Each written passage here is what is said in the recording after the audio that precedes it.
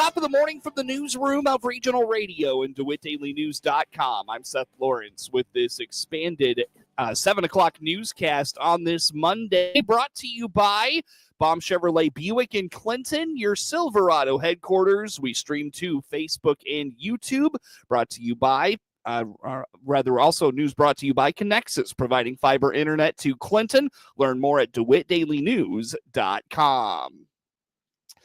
May was another one to remember to start 2025 from a weather perspective. Ed Shimon at the National Weather Service in Lincoln remembers there were numerous severe weather days, including a wild day on May 16th with severe storms, blowing dust, and extreme winds. Yeah, we had more tornadoes that popped up. Let me look at my event summary page here. Yeah, May 20th was probably the biggest event day of the month, but we had, it looks like 6 tornadoes in central Illinois.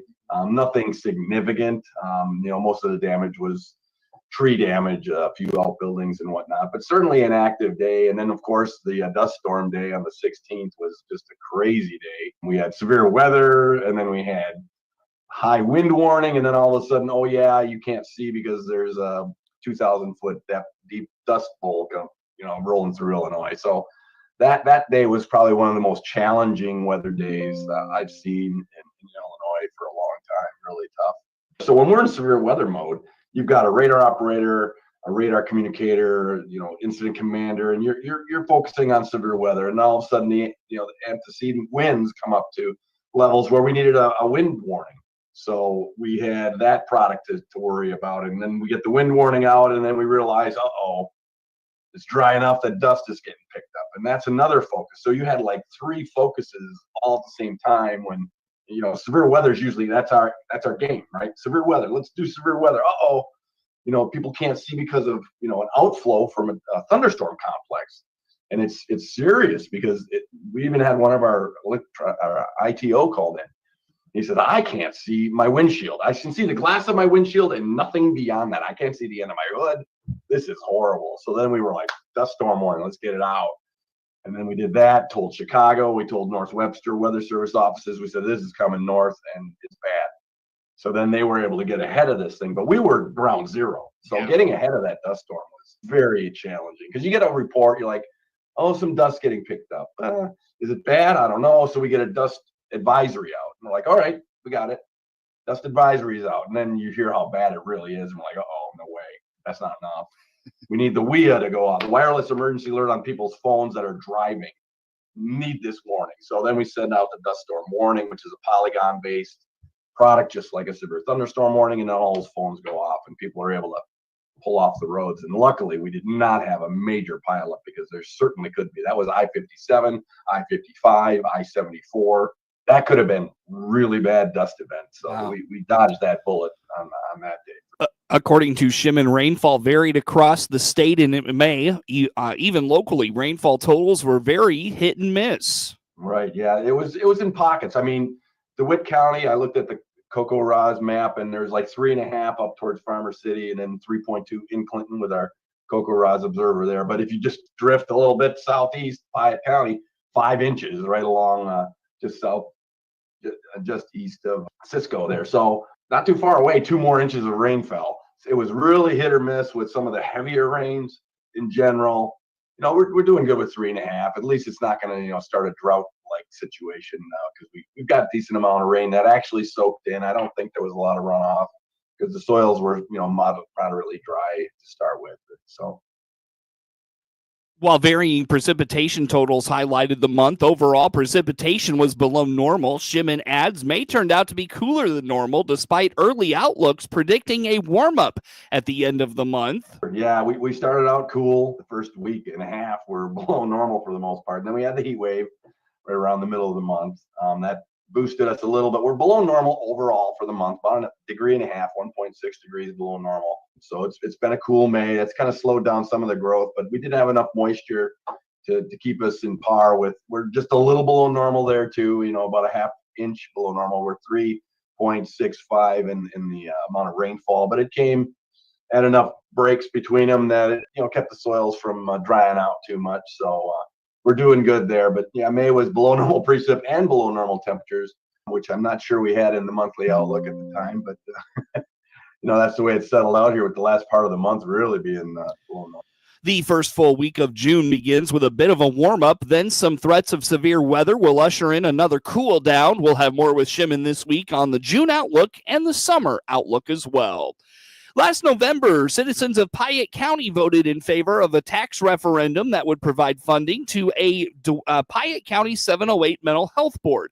Now that board is ready to begin accepting applications in anticipation of distributing those dollars to local organizations. Tony Kirkman, executive director of the Piatt County Mental Health Center, explains with the newfound funding for the mental health board, nonprofits in Piatt County can apply for funding for fiscal year 2026. This is the part that the 708 Mental Health Board wants the community to be aware of, is that if you are a nonprofit and you are providing services for mental health, addiction, or developmental services, and you can demonstrate that these dollars would be funded as a funder of last resort, you can apply for funding. And so the application window for FY26 will be starting in June 1st, and then it'll go all the way until, I want to say, July 7th. Individuals that are interested can reach out to our board president. His name is Michael Schroeder. He's actually the director of the DeWitt Piatt Bi-County Health Department, and his email address is mschroeder@dewittpiatthealth.com. He will be able to give you the application, answer any questions you might have.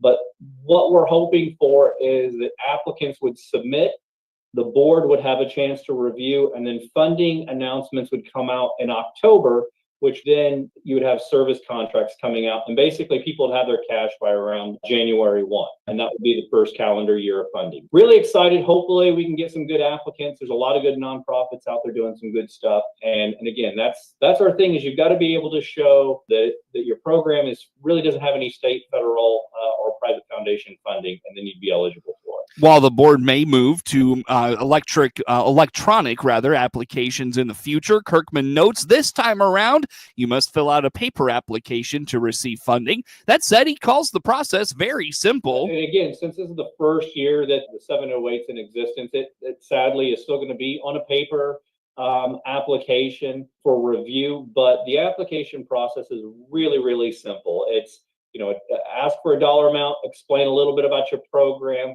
demonstrate the financial requirements. When I looked at it, I don't think the application is more than 4 pages long. Super, super easy. If you sat down and designated probably 45 minutes to an hour, you'd be done. They would submit them, they would vet them, and then when they are looking at funding decisions, they'd probably call you back in like October just for some clarification questions, asking your scope of services. Again, this is a financial partnership between two entities, and so it should feel like a good relationship. So it's not getting grilled. I think the board's wanting to know the heart of the organization, understanding that they have a obligation to be good fiscal managers, and they have been given the public's trust, and they take that very seriously to guard the public's trust. So these are not 708 dollars. These are Piatt County taxpayers' dollars, and they need to do a very good job of vetting and holding organizations accountable to good fiscal process.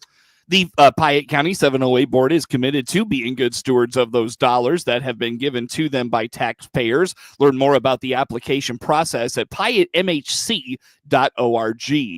As students across the area transition to summer break, the University of Illinois is promoting a robust offering of fun activities this summer for kids. Terry Miller-Casey, director of the University of Illinois Extension for Logan, Menard, and Sangamon counties, explains this summer they will offer 5 different summer programs aimed at various ages for students to participate in. Oh, well, everybody else is thinking, summer gearing down, the kids are out of school. Well, that's prime time for 4-H because we have the kids home, and we know parents are saying, gosh, I want my kids to do something so they're not bouncing off the walls. And that's what we can provide, a really fun and great activity for kids. They're going to learn and they're going to have a blast, and mom and dad are going to get a break. So we've got a whole series of workshops and programs coming up the whole summer long. The first program is the Nature Explorers on June 4th. Miller Casey says this program, intended for ages 8 to 18, gives students the opportunity to discover the great outdoors. The first one kicking it off is our Nature Explorers. It's for ages 8 to 18, and it's on June 4th, so it's coming right up. It's from 10 a.m. to 3 p.m., and it's going to be at the Indian Creek Farmstead in Petersburg, Illinois. And the kids are going to really get to discover the great outdoors. They're going to learn about forest, plants, wildlife, and they're also going to get to see drones and how drones can be used to survey land and to look at the forest in our farm fields. So super fun. June 4th, 10 to 3 p.m. All we ask is that you pack a lunch for the kids. Otherwise, it's free. All of these are limited availability, 25 seat max. So if you are interested in that, please sign up on our website as soon as possible. On June 11th, kids can participate in the Exploring Science on Wheels program. Miller Casey believes this one will be interesting because students will get to meet and learn from real science experts. Next is Exploring Science on Wheels on June 11th. From 10 a.m. to noon at the Menard Extension Office in Petersburg. The IGB Mobile Science Learning Lab is going to be in Petersburg for the kids to go and check out. It is so cool. You get to go inside and learn all kinds of, they have like a little mobile science lab where you can look at science equipment and you can really interact with it. It's run by the experts of the Carl R. Woese Institute of Genomic Biology. That's so cool. Like, it's going to be in Petersburg for the kids to explore. It's very hands-on, and it's going to spark curiosity and show how science is changing the world. So again, that's June 11th from 10 a.m. to noon at the Menard Extension Office. It's for 5 to 18. So it's a huge range of kids that can come and enjoy and get some hands-on science. So again, limited. So if you want to come, sign up ASAP. Really fortunate. That's an asset that the university has that we can take advantage of and bring out to the field so that kids can enjoy it. And it's there. It's the sole purpose of it is to get kids engaged about science and to have some hands-on activity. And it is awesome that they're coming to Petersburg.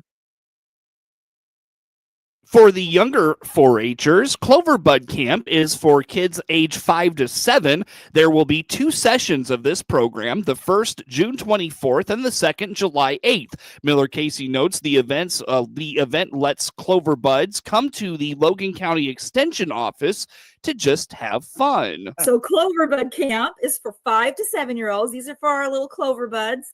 It's a great opportunity for the kids on June 24th to come to the Logan County Extension Office and just have fun. From 9 a.m. to 3 p.m., it's a full day of fun. Again, it's free. Just pack a lunch for the kiddos. They're going to learn about STEM. They're going to learn about art and nature and animals. And they're going to do some kitchen science and some sound and music too. So it's going to be a sampler pack, a whole day full of fun activities. And we know ages 5 to 7, you got to keep it moving. You got to have lots of new things for them. Those activities have to keep rolling out. Their attention spans are about like a teenager on TikTok. So we have to keep it going. So there's lots of activities. And we wanted to make sure that we incorporated all kinds of different things, from art to music to science to nature and the outdoors, because we know that kids have lots of interest and we want to expose those young minds to all kinds of things early on to get them excited. So again, that's June 24th. It's from 9 a.m. to 3 p.m. And all you have to do is bring the kids lunch. Otherwise, it's free. And you can sign up on our website. We have the exact same Clover Bud Camp, 5 to 7, but we're hosting it a second time at the Logan County Extension Office. And that's July 8th. From 9 to 3, because we know that sometimes summer schedules, are competing. So if you liked that one, July 8th is another opportunity for the exact same camp. So just wanted to make sure people know there's 2 chances for that camp. Flight Camp is for students 8 to 18 years old. Miller Casey says they will dive into the science of flying, from everything from birds to helicopters. So then we have Flight Camp. It's for 8 to 18-year-olds. It's on July 1st. It's from 10 a.m. to 3 p.m. and it's at the Williamsville Public Library and Museum. And again, it's free. Just pack a lunch. But what are the kids going to learn? They're going to learn about all things flight. So they're going to discover the science of flying and how flight's possible. Everything from birds to helicopters to bats, because bats aren't even birds. They're mammals. So how the heck do they fly? That's pretty cool. Insects and flying squirrels, of course, because there's nothing cooler. So we're going to talk about all of those things. We're going to explore the world through hands-on activities and learning activities. So the kids are going to create different projects and learn to experiment with the science and technology behind flight. Animals and vet science are very common interests among young people. So Miller Casey explains on July 21st, they will have an animal science and veterinary exploration program. And then animal science and veterinary exploration from 8 to 18 as well. We have so many kids who are interested in animals and veterinary sciences. And so this is the perfect workshop for them. It's on July 21st. It's from 9 a.m. to 3 p.m. It's at the Sangamon Extension Office in Springfield. And it's going to be a whole day devoted to diving into animal science, veterinarian medicine, hands-on activities, interactive learning. If your child is very passionate about animals and has considered any kind of career in animal health, this would be a wonderful workshop, a really great opportunity to explore that and work with people who are in the field and are doing this for a living. So again, that's July 21st, 9 a.m. to 3 p.m. It's in Sangamon County Extension Office in Springfield. I would sign up quick because I think it's going to fill up fast. From July 22nd to July 24th, Extension will host Teen Influencer Boot Camp, which is an opportunity for teens to use their interest in social media to spread positivity. One last one, and it's our Teen Influencer Boot Camp, and that's from July 22nd through July 24th. So it's 3 nights in a row from 3 p.m. to 5 p.m. It's again at our Logan Extension office in Lincoln.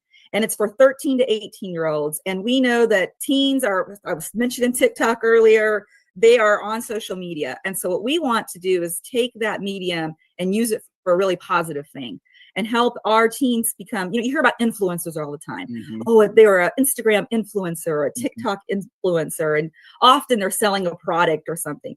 Well, what we want our teens to learn is how to be an influencer for leadership, for positive things, and how to use those skills to help their community promote the good things that are going on and positive youth development, and to help the different organizations that maybe they're older folks who just need someone to help. If we just had somebody younger in our organization who could help us reach out on these social platforms.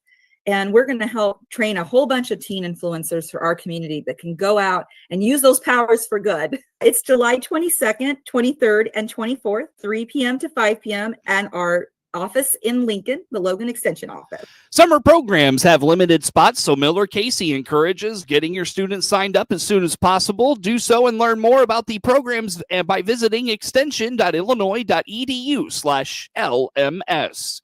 News time, 25 minutes after 7 o'clock on this Monday. We wrap things up coming up on the morning show. Experience the power of better connection with Connexus Fiber Internet. Connexus delivers ultra-fast, reliable speeds to keep you connected at the speed of life. Whether you're working from home, streaming your favorite shows, or gaming with your friends, Connexus has you covered. Say goodbye to buffering and dropped calls and say hello to fiber fast internet. Ready to upgrade your connection? Sign up today by clicking the Connexus icon at DeWittDailyNews.com. Nothing connects us like Connexus. Baum Chevrolet Buick offers full transportation options while giving you peace of mind. This is Scott Baum from Baum Chevrolet Buick here in Clinton. This is what we do every day. We listen to you, give you options for routine maintenance, major mechanical problems, or collision repairs with a staff that's knowledgeable to find the best option for you. Baum Chevrolet Buick, your full-service dealer. See us at BaumChevyBuick.com right from the start. News time is 26 minutes after 7 o'clock on this Monday. Again, I'm Seth Lawrence with you folks today for this expanded local newscast. Door-to-door salespeople are regularly seen in neighborhoods around the country. In recent years, some local municipalities have begun requiring such salespeople to register with the city clerk's office, but there are still the rogue ones that just show up. The Better Business Bureau has some advice to deal with either type. How can you know if a salesperson is from a real company? Check identification, check the company's BBB business profile, and ask about licensing. BBB investigator Don O'Brien says if you make a purchase and then have second thoughts, there is a method of recourse. Let's say somebody sells you some solar panels and you're thinking about it that night and you're like, you know what, I don't really think that I really go through this, maybe having a little buyer's remorse. Well, the Federal Trade Commission has something called the cooling off rule, which gives a customer 3 business days to cancel any purchases over $25 that are made in their home or away from the seller's permanent business location, like let's say you buy something at a hotel banquet hall or something like that. You get suckered into going to one of their presentations. To avoid being pressured into a sale, O'Brien says it is okay to say no. Door-to-door marketing scripts are designed to keep potential customers engaged in a conversation as long as possible, but a legitimate salesperson will understand if you politely and firmly tell them you're not interested, you do not owe anyone your contact information or a purchase. Health officials continue to highlight stroke awareness. It's an important acronym to remember. Be FAST. B stands for balance. So if you feel like you're kind of unsteady, holding onto a rail, holding onto the bed, holding onto the walls, almost like you're drunk kind of a feeling, that's concerning. E is for eyes. Any sort of visual disturbance, blurry vision, loss of vision, kind of some prisms or auras, peripheral vision, anything like that is definitely concerning. F is for face. Is your eyelids drooping? Is your mouth drooping? Does one side happen to feel funnier than the other? A is for arms. You're going to need a partner for this one, but you're going to close your eyes and stick your arms out with your palms up like you're holding a pizza box, and make sure that both arms are the same. Are they one drifting or not? S is for speech. How's it coming out? Does it make sense? Is it slurred? Is there any speech coming out? And then T is for time. We need you to get to the hospital right away. The medicine that we could potentially give you, we have to give you within 4.5 hours of time of onset of those symptoms. A lot of folks say, oh, I'll feel better after taking a nap, or I'll go to bed tonight and feel better tomorrow.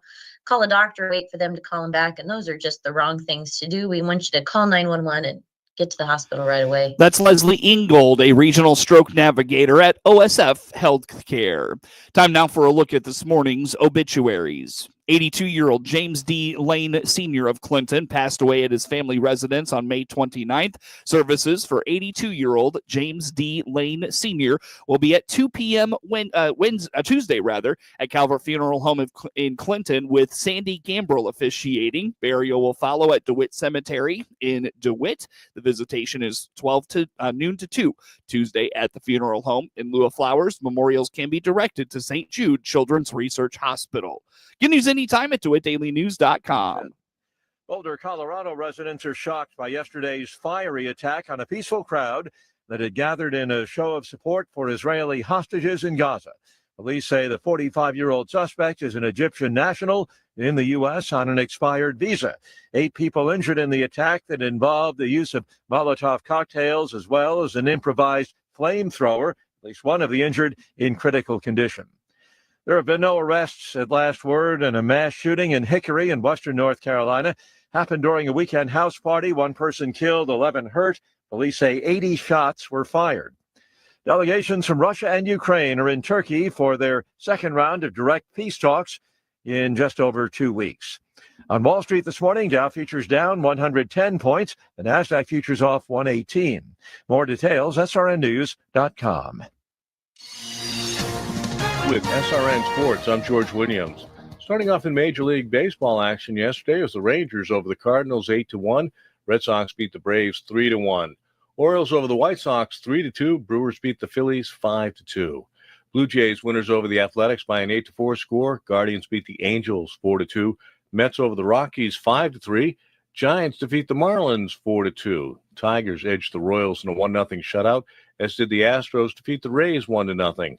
Cubs beat the Reds 7-3. Mariners winners over the Twins 2-1. Diamondbacks over the Nationals 3-1. Padres beat the Pirates 6-4.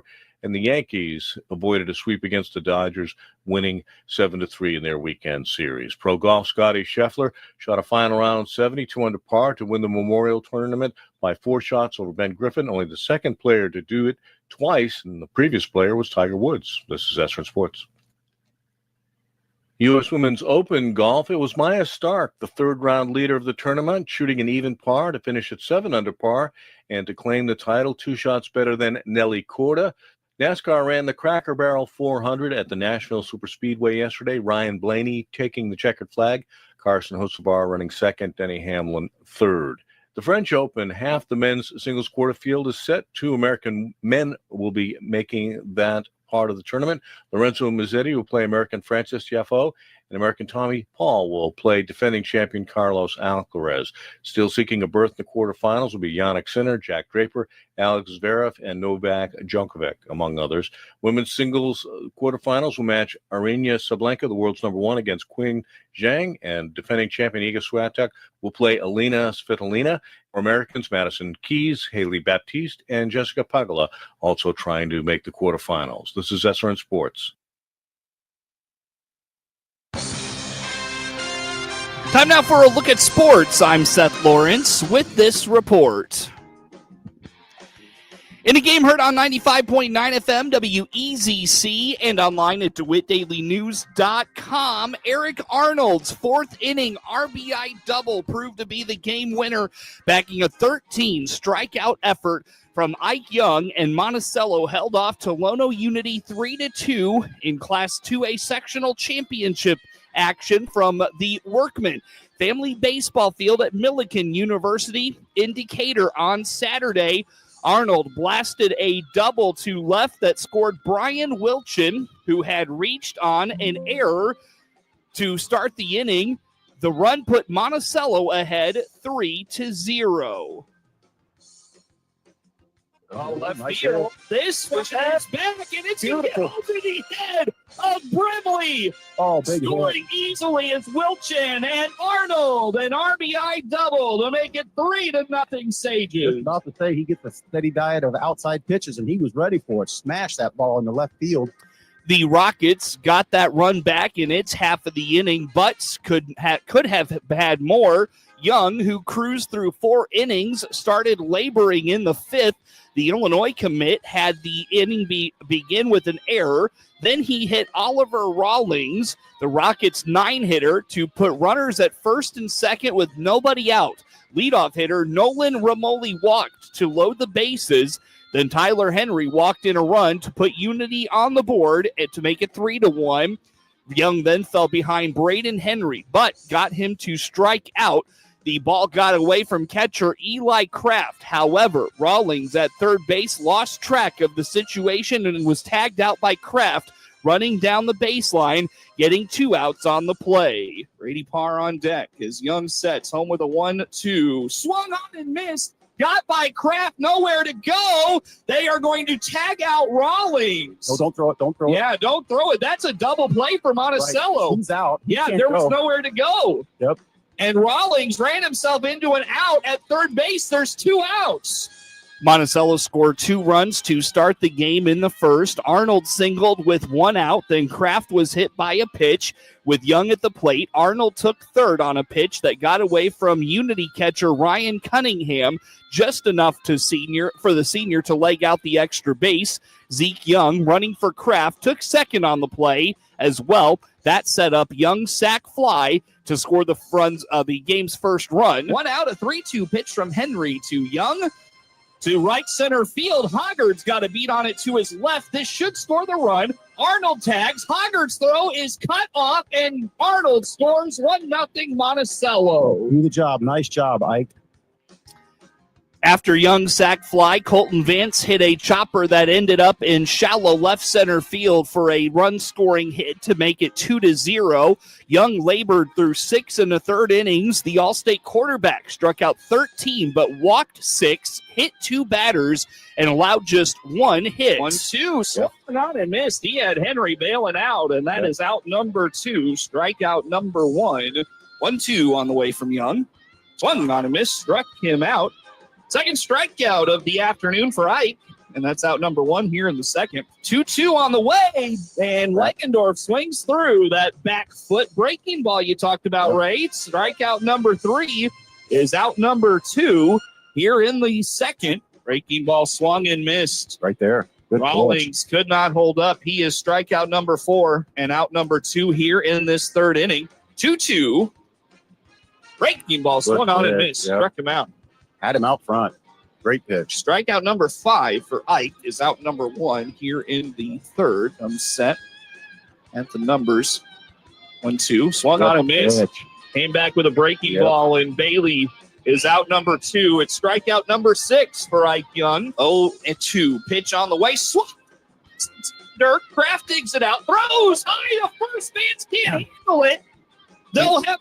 Nope, they won't have a play at the plate. So Basak throws across to third. Back is Henry. He tried to muscle up and throw that ball too hard. So it's another strikeout for Ike, but it's an error. And Langendorf at first. Henry ends up at third. And it's first and third with 2 out. He gets it this time. The 1-2 pitch. Struck him out. And the inning is over. 7 strikeouts for Ike, 4 scoreless in the books. Ike plugging along into this 6th inning. A 2-2 pitch on the way to Ryan Cunningham. Ike sets and brings it home. Nice pitch, right down the middle. 3rd strike for out number 2. Good pitch by Ike, right down the middle. Pitch. Yeah, just fooled him. And just 96-mile-an-hour fastball. Just could not pull the trigger. Likes what he sees. He sets and brings home a 3-2. Swap pitch. Struck him out. The inning is over. By Ike. Yep. Rawlings at first. 1-2 pitch. Swung on and missed. Struck him out. That's out number 1. Strikeout number 12 for Ike Young. It's a swing and a miss by Henry for the 2nd out of the 7th inning. The 13th strikeout of the game. Matthias Rudolph worked around a run-scoring error and a walk to get the final out in the 7th inning to put the win away for Monticello. 3-2. Sages, a 1-ball, 2-strike count with 2 outs. Here in the 7th, bases full of Rockets. As the sophomore Rudolph sets from the belt and home with the 1-2. Got him. Inside. Yes. 3rd strike ends the game. Big pitch. Sages are sectional champs. Vance finished 2 for 2, reaching base all 3 times with a walk and a run driven in. Arnold was 2 for 3 with a double and an RBI. He was the serve pro of Piatt DeWitt County's player of the game. Unity ends its season 18-13 overall. Monticello improves to 30-6, advancing to take on Springfield Sacred Heart Griffin tonight at Lincoln Land Community College in Springfield. Hear the action on 95.9 FM WEZC and online at DeWittDailyNews.com. First pitch is set for 7 o'clock. Normal Community scored 4 runs in the bottom of the 6th inning and walked off with a 10-run rule win, 13-3 over Plainfield Central in a Class 4A regional championship from Moline Saturday afternoon. Max Heineman scored Gavin Michaels with a single to put the Ironmen ahead, 13-3. Normal Community jumped out to an early 5-2 lead in the 1st inning. Gavin Swartz hit a 2-run single to put the Ironmen ahead, 3-2. 2 batters later, Gavin Swartz singled in 2 more to make it 5-2. Swartz and Brady Burkhart drove in 2 runs apiece for Normal Community. Burkhart was 3 for 3 with a double, and Michaels was 2 for 4 with a double and an RBI. Heineman and Kyle Beatty each had 2 hits, and 8 of 9 starters reached base for Normal Community. 3 pitchers combined to strike out 6 and overcame 7 walks. Normal Community goes to 33-4. They will take on Bradley Bourbonnais Wednesday at 7 p.m. in a sectional semifinal at Illinois Wesleyan University. The Ironmen beat Bradley Bourbonnais 4-1 back on April 19th. Champaign Central made easy work of Lincoln 10-0 in a Class 3A regional championship game Saturday morning in Champaign. Austin Lucas managed the only hit for the Rail Splitters, who end their season 16-16 overall. Class 1A sectional championship action from Saturday from Arcola. Salt Fork beat GCMS 8-7 from Peru St. Bede. Lexington outlasted Hayworth 11-5. Class 2A sectional baseball championship action from Saturday from IVC. It was IVC getting blanked by Eureka 3-0. From Pleasant Plains, Springfield Sacred Heart Griffin down Plains 4-1. From Teutopolis outlasted Effingham St. Anthony 5-4. From Class 3A regional baseball championship action Saturday at East Peoria, Dunlap blanked Limestone 1-0. From the Mount Zion regional, Mount Zion 10-run Rochester 14-4 in 6 innings. From Rantoul, Muhammad Seymour blanked Rantoul 10-0.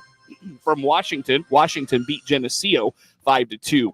Super Sectional high school baseball today. Class 1A from Illinois Wesleyan. Salt Fork takes on Lexington at 6. Class 2A from Lincoln Land Community College, as mentioned. Monticello takes on Springfield Sacred Heart Griffin. And again, hear the action on 95.9 FM WEZC and online at DeWittDailyNews.com. Super Sectional high school softball action today. Class 1A from Illinois Wesleyan. Leroy takes on Serena at 4:30. Class 2A from Milliken. Auburn takes on Tolono Unity at 4:30. Charlie Morton in a game heard on WHOW. Charlie Morton pitched effectively into the 7th inning, and the Baltimore Orioles beat Adrian Hauser and the Chicago White Sox 3-2 for their first series sweep of the season on Sunday. The White Sox were swept in Baltimore over the weekend, which concluded with a 3-2 loss in the series finale on Sunday, despite another quality start from Adrian Hauser. But Ramon Arias snapped Hauser's scoreless inning streak to begin his White Sox career at 14. 0-1, and he shoots one into center. It's down for a single. Hanley will score. Holiday never did advance, so he obviously thought that ball might have a chance to be caught.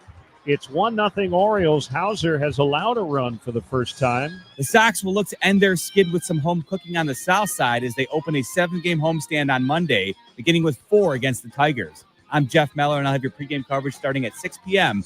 on the ESPN 1000 Hard Rock Casino White Sox Network. And the Sox return to the WHOW airwaves tonight. Get sports anytime from your computer or mobile device at DeWittDailyNews.com.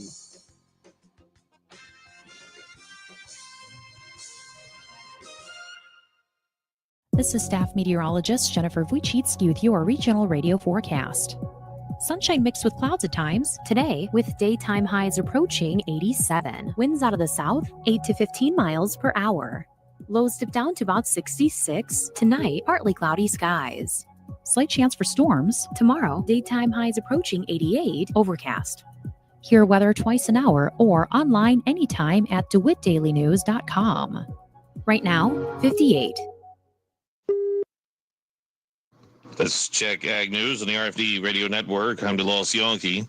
The Illinois House Friday night unanimously approved Illinois Farm Bureau-backed legislation addressing deer overpopulation, sending the bill to the governor's desk for his signature. State Representative Noreen Hammond of Macomb, chief co-sponsor of Senate Bill 710, said, quote, "This bill is the result of meetings with constituents who annually have to deal with significant financial loss to their crops as a result of nuisance deer and other wildlife. Working together with the Illinois Farm Bureau, Illinois Department of Natural Resources, and those affected has resulted in a significant piece of legislation to address this problem," unquote. A key provision of the new legislation requires the Department of Natural Resources to update its deer removal permit procedure